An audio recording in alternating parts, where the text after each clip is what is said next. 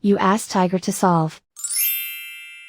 This deals with linear equations with one unknown. The final result is x equals 2 over 5. Let's solve it step by step. Group all constants on the right side of the equation. Add 4 to both sides. Simplify the arithmetic.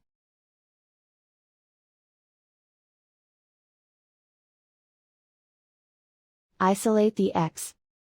Divide both sides by 10. Simplify the fraction. Find the greatest common factor of the numerator and denominator. Factor out and cancel the greatest common factor. And so the final result is x equals 2 over 5.